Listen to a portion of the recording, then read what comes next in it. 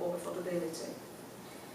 The overall £6.5 billion with the 2 billion going to decent homes, but 4.5 billion homes includes a specific strand that David's already mentioned, focusing and dedicated to bring empty homes back into use. It's really the first. We've never ever before had a specifically dedicated amount of money within our investing pool, focusing on a specific product that would be called empty homes. So £100 million that we've now got is a huge step in the right direction. Of course, it sits along other products.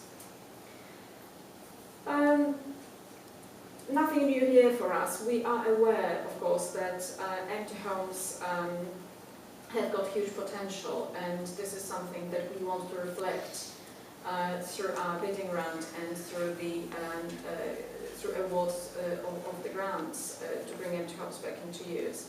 We're very clearly aware that empty homes contribute to bringing additional supply and therefore meeting housing needs. They do improve housing conditions for the area and for the communities. That sort of helps prevent blight of the areas. As David has mentioned already, contribution towards generating revenue funding for local authorities, it's good news. And of course producing savings on public expenditure, for example on tackling crime, antisocial behaviour, but also costs of people having to spend time in temporary accommodation. Sometimes it's quite a huge cost. One thing that I would like to draw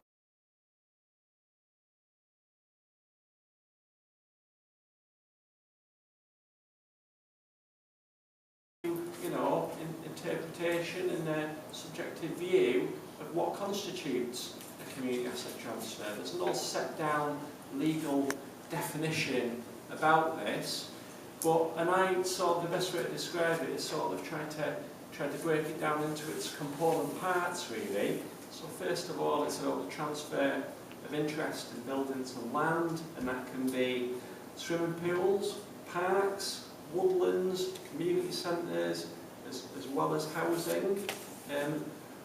Most often from the public sector, when we're talking about community asset transfer, but could also be the private sector as well.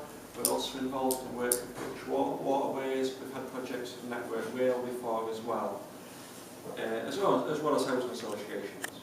And it's a transfer to community organisations. So there's so many people leaving, I'm starting to get paranoid. So community organisations, so independent community organisations, often charities as well, and also social enterprises.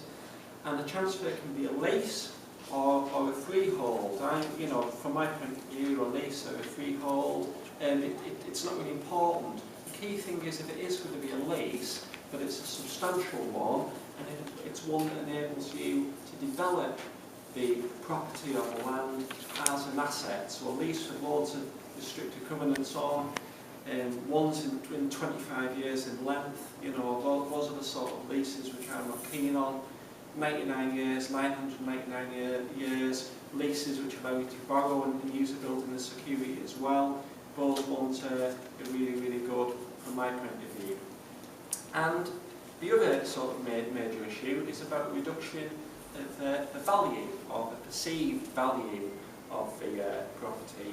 So a transfer can be at nil consideration, or what often becomes like a peppercorn rent on a lease, but it can also be less than best consideration or below market value. There's an argument to say if you knock 10% off the asking price, is that an asset transfer? But if you reduce the value by 60, 70%, is that an asset transfer? And the trend across the board, across all of these different elements, is huge variety really. Every single transfer is different. They all seem to take a very long time though. So in terms of a potted history,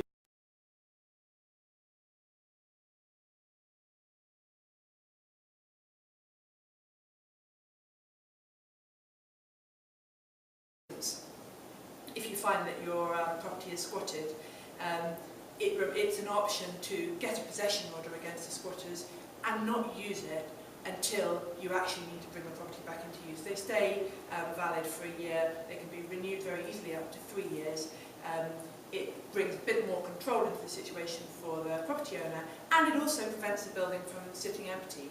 because where you've got squatters who are simply living in the place because they're skinned, because they, for whatever reason it might be, and they aren't tearing it to bits or whatever, they're actually stopping it from getting damp. They're still going to be stopping the mice from moving in. They're going to be stopping other less desirable people moving in.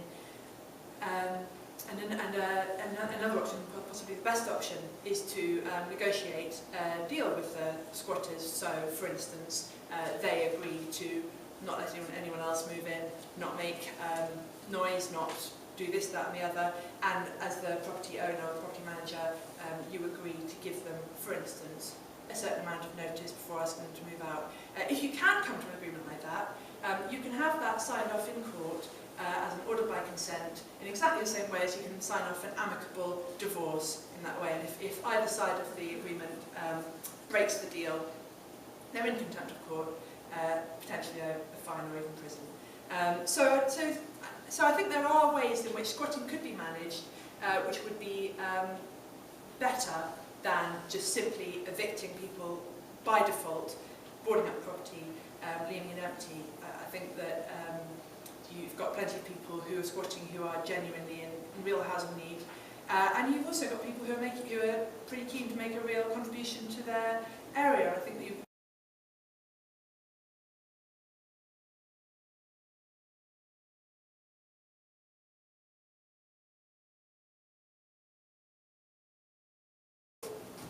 Mike sourced the properties, Julie and Mike went together to try and speak to landlords, etc. When they agreed to sign the lease, George and his team went with young unemployed trainees into the properties and renovated them on site. They did the training on site, and they were sort of the college came out to assess them while they were on site. But obviously that was part of their actual journey to be back into work. And we've completed 11. Like I said, this is some of the properties that we took on. They ranged from properties between 2 years and 25 years. People expected them to be in areas with little demand. In fact, they were in areas of very high demand in some cases. 3-bedroom bungalows, some flats, some houses. So it was a mixture right across. They were interested in the scheme. Our outcomes, 11 empty homes back into use. They're all affordable rents, so it's affordable homes that are being provided. Obviously it reduces the blight on estates.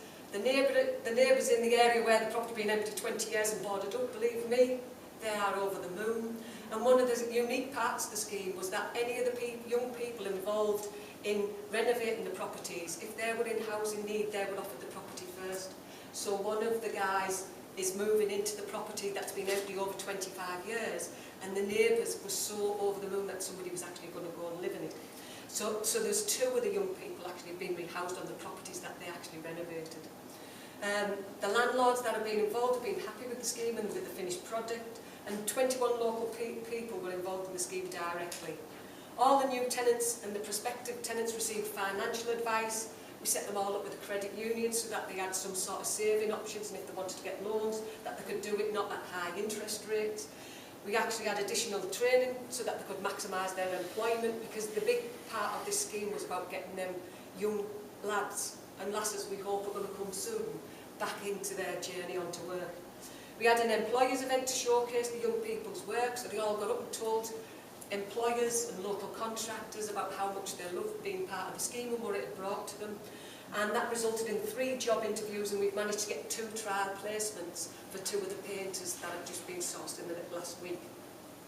2 of the social enterprises were given the opportunity to be involved as well, so we've been able to support a couple of social enterprises to also grow as part of this scheme. And 1 property was leased to social services, freeing somebody out of a residential hospital bed, because it was a 3-bedroom bungalow, which we don't have those types of properties in the areas that they were needed.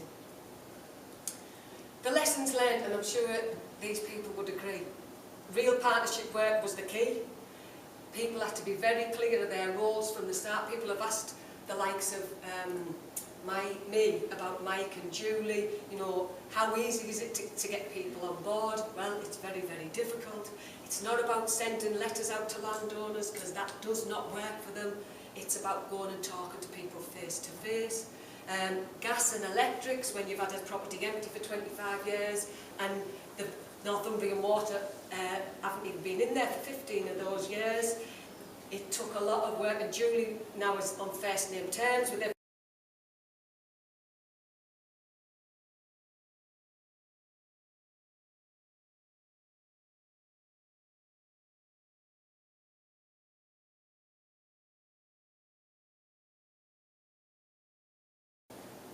I think the important point about this in terms of volunteering is about putting the community and putting the volunteers in a position where they're client for the work.